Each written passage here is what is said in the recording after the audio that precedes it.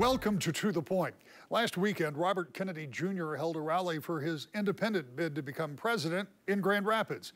St. Cecilia's in downtown Grand Rapids was packed with supporters and maybe just the curious to see what this son of a Democratic dynasty had to say about the issues he would try to take on if elected. Before he talked to the assembled crowd, we sat down for a conversation on some of those very subjects. As you'll see, we ran out of time before we could get to them all, but here's our interview with independent Bobby Kennedy.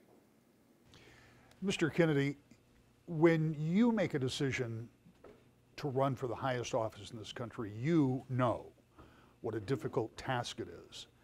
And running as an independent kind of ups the level of trying to get people to engage. How are you going to get people in this country to say, hey, look, you're conditioned to vote for Democrats or Republicans, but there's a choice? Well, I think people want a choice today, Rick. I mean, the most recent polling shows that 70% of Americans do not want a choice between Donald Trump and President Biden.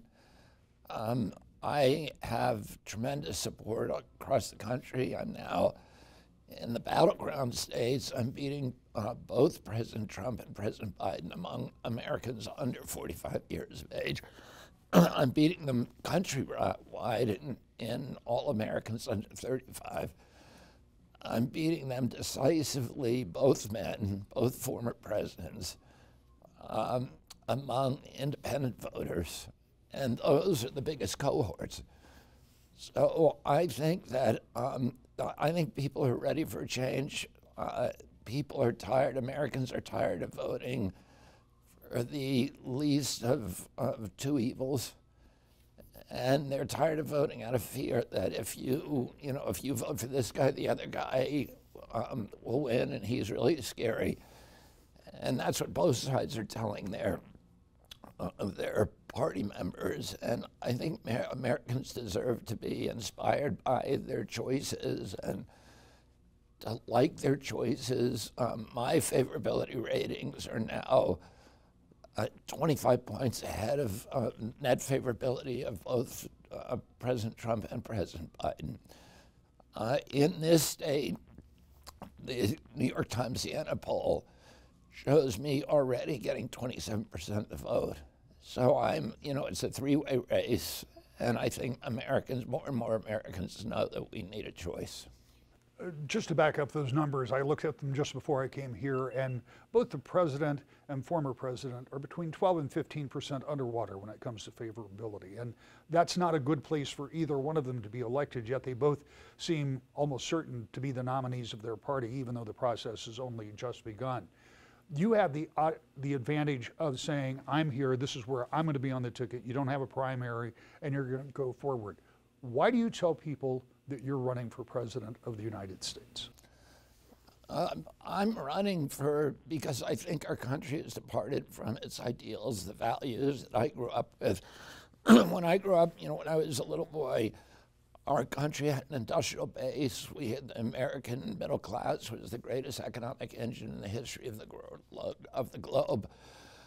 We had moral authority across the world. Our country was beloved. I traveled with my father all over the world, and crowds of millions of people would come out because they loved our country.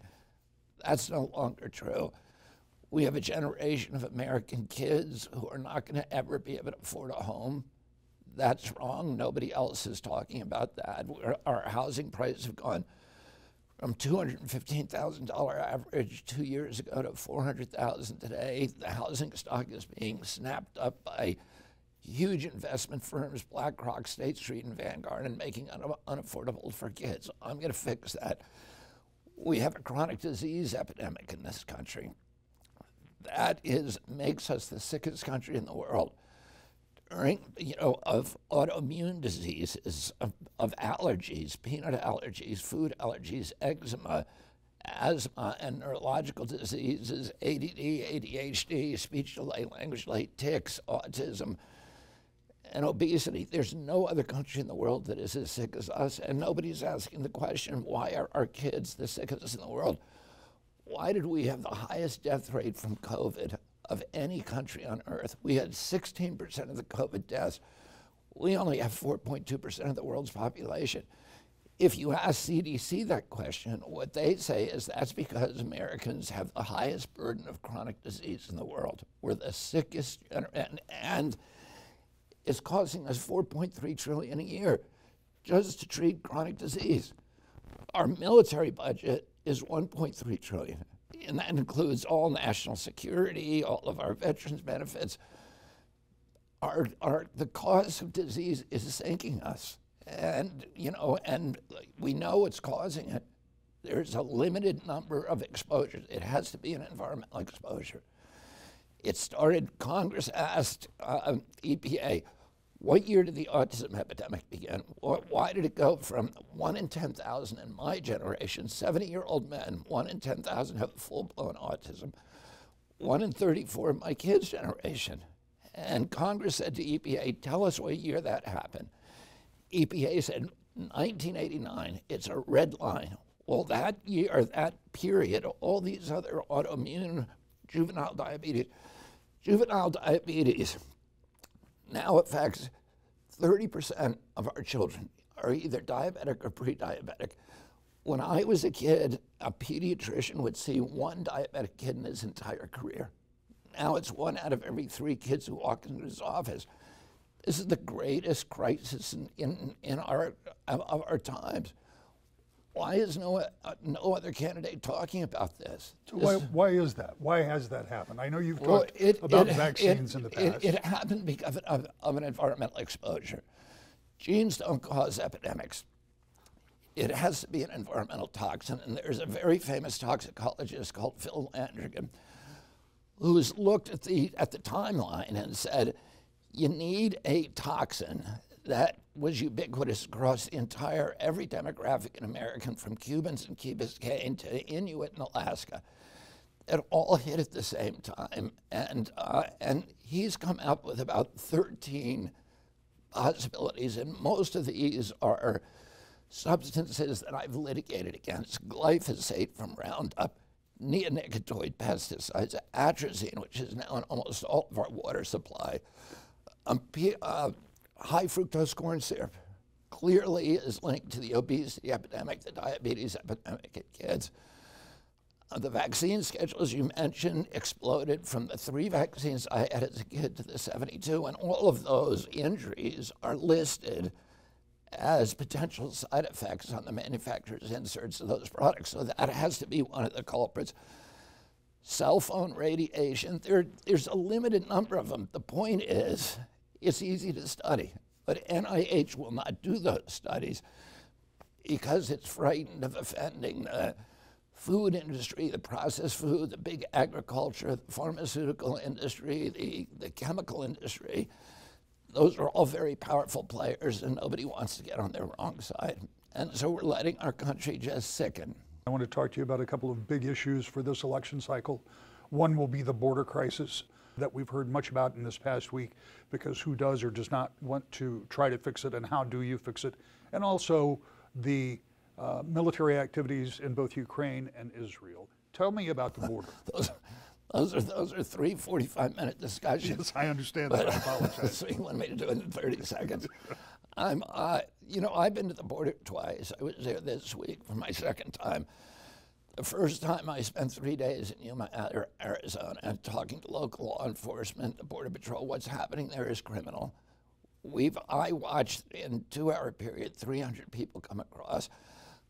Rick, I expected to see a lot of Mexicans and Central Americans and Latin Americans with asylum claims. That's not what I saw.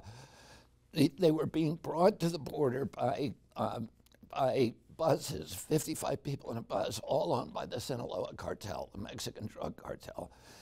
The first 110 people who came off those buses were all young men of military age from West Africa. The second 2 buses, I interviewed every one of them, were people from Asia, mainly Chinese, but also Azerbaijan, Tajikistan, Kazakhstan, Bangladesh, and India, but mainly from China. And when I talked to them, they all said, I'm here for a job. Nobody said I'm running from something. That's not legal. Why is the Border Patrol letting them in? That's the question they want to know. The Biden administration changed the policy from catch and return to catch and release. So all of those people were taken, and I watched this with my own eyes, taken from the border to the Yuma airport and put on an airplane to any destination they wanted in the United States. And if they didn't have the money for that ticket, the Border Patrol would buy their ticket and then get reimbursements from FEMA.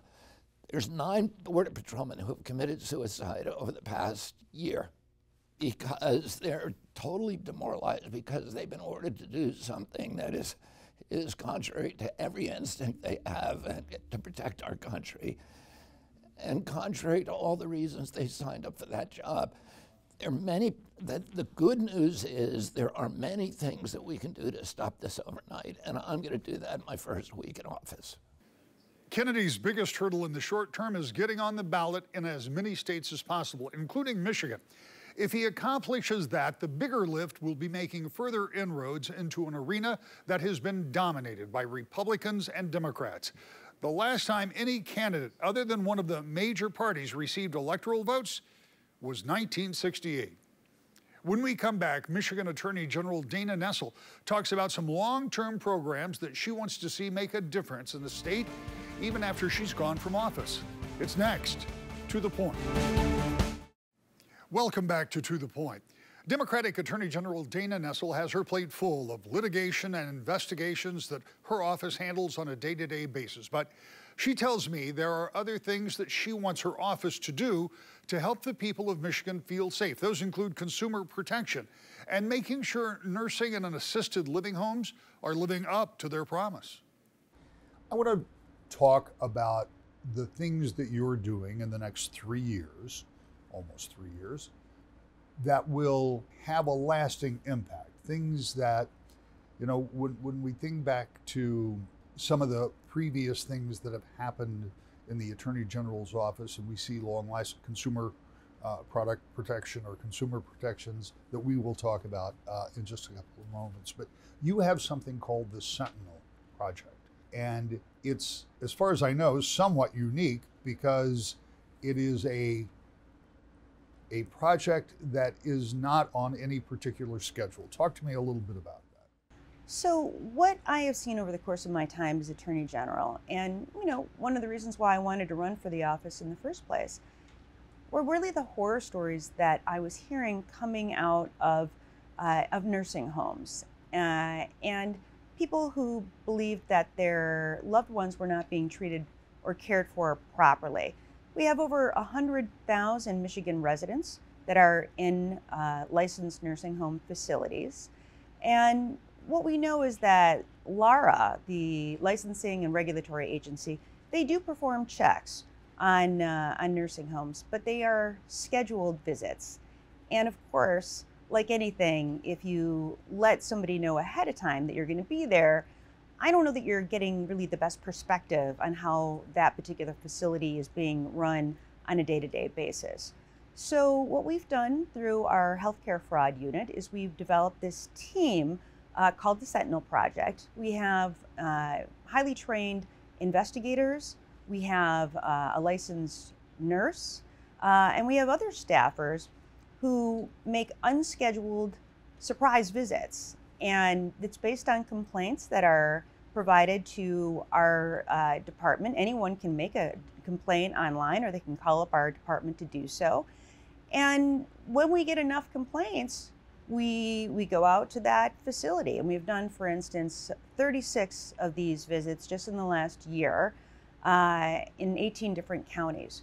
And some of the things that we'll look for, our staff will go talk to the residents, talk to the staff, review medical charts and records, and look for things that are indicators that perhaps that facility is not being run properly. And that might be whatever the staff to patient ratio is. It might be the wound care treatment. It might be the number of UTIs that the residents have. That's a key indicator that maybe something is not right there. But in reviewing the charts and the records, it really gives us a lot of insight as to whether or not, firstly, there are any crimes being committed. And unfortunately, we've had 9 criminal cases that have emanated from these visits. We've had a lot of referrals to Lara for them to check into different things.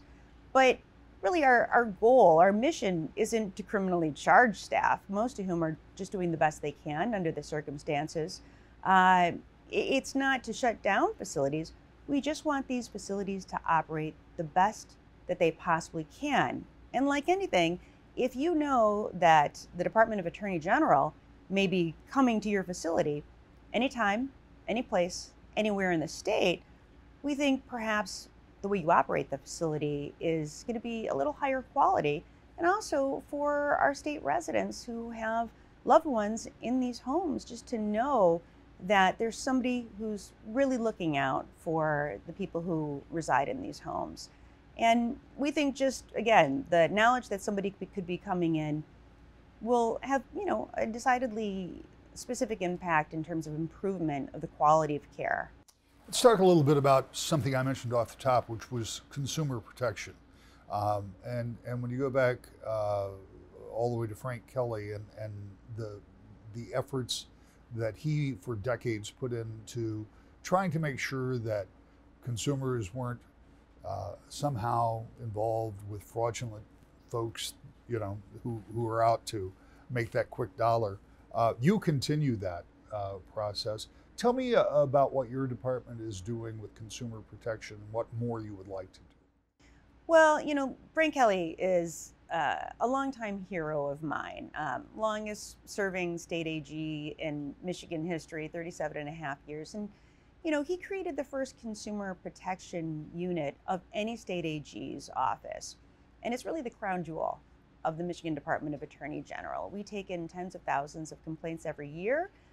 We investigate those complaints, and oftentimes we're able to make people whole when they've lost money because there've been price gouging or somebody has committed fraud or just outright, not provided the services that were contracted for. So what we've tried to do with that department is everything we can to better ensure protection for consumers. One thing that I'm really excited about, this just happened the other day, is a case that we brought against Eli Lilly regarding the price of insulin. We know that there are so many people that can't afford to take insulin, so many diabetics in our state who are literally dying because they cannot afford to purchase a product that is needed to save their lives. So we brought a case a few years ago in order to try to investigate the price of insulin. Unfortunately, that case could not be investigated because of a couple of decisions that came down in the 1990s that prohibited us from using the Michigan Consumer Protection Act to investigate any regulated industries. It really put us out of step with almost every other state AG's office in the country that does have that authority. And it really limited the types of cases that we could take on. Well, at long last, the Michigan Supreme Court has decided to take that case. And if we're successful, it means that there's going to be a myriad of different types of industries that the Department of Attorney General can now investigate and bring claims against to better help consumers. But one of the things that we're most concerned about right now are the number of scams that are being perpetrated against our state residents. And we're talking about over $1 billion every year that Michigan residents lose out because they've been scammed. And these scam artists, they are more sophisticated than they've ever been. And there are an enormous number of ways that they can take advantage of people. So what we're doing is, first of all, we're trying to warn people. As much as certainly you can make a complaint to our office if you get scammed, we will investigate that claim. We will prosecute that individual or the group who's responsible if there's the evidence to do so. But more often than not, we think the best thing we can do for consumers is to educate them to make sure that they never fall victim for a scam in the first place. So we've really increased our presence online. The section of consumer protection involving scams has really been expanded on our website. You can sign up to get informed, to get an email of like whatever the latest and greatest scam is out there so you can be aware of it, we created something called MITS, the Michigan Identity Theft Support System, in our department. And that means if you've already fallen victim for a scam and you've had your identity stolen, we will assign you a caseworker and we will go step by step to help you rebuild your good name. But what we're doing is trying to warn people about what we're seeing. And that is that scammers will try to get a hold of you, through a phone call, through a text message, through an email. Could be still a knock at your door or through snail mail. But, someone at some point is going to try to steal your identity. And I think people need to view this not as something that could happen to them, but something that definitely will happen to them. So, to try to take steps that are available to them to prevent that from happening. And that's why we warn people, if you get that call, that text, that email purporting to be from your bank or your credit union or someone you do business with, and they are asking you for personal information, oftentimes creating an emergency situation. There's fraudulent charges that are on your account. You need to verify them. But first, we need all the information we can get about you. Before you provide that information, take a deep breath, ask some questions, and then say, you know what? I'm going to check into it. I'm going to call you back. And you call back at the number that you know is your bank or your credit union or that business.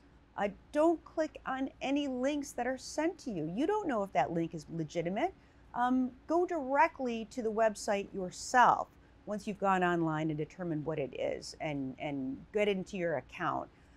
Don't respond to anything that someone has reached out to you to get your information. Always assume that that is an effort to scam you. And then there are so many other things that we recommend people do. And that's, having complex passwords, never using the same password over and over again.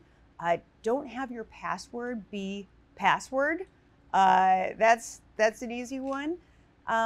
But, we're also advising people to do other things, like stop using paper checks. I know that's a hard one, right? Lots of people still like to use paper checks, but we're seeing increased incidences of mail fraud, people stealing checks and then being able to get all kinds of information from you. Or if you are using paper checks, please don't just put them in your mailbox outside your house or apartment like we're used to doing. Maybe go right to the Postal Service and the postal office and mail your paper checks there, once a week or once every few weeks. So there are things that people can do to protect themselves. But again, as we saw in the Corewell Health case, that was over 1 million people in our state that had all kinds of personal information about them now stolen by bad actors out there on the dark web. And so we're not just talking about your date of birth or your social security number or your home address, which is bad enough. We're talking about your most intimate, sensitive information. And that means any medical tests that you had done, any prescription drugs that you've been prescribed, what your diagnoses have been from your providers. And so we want people to do everything they possibly can, but we also want the legislature to take action. Nessel says she wants the legislature to require businesses to notify customers and the AG's office in a timely manner in the event of a data breach. Back with more To the Point. Once again, we're out of time. We'll see you next week. To the Point.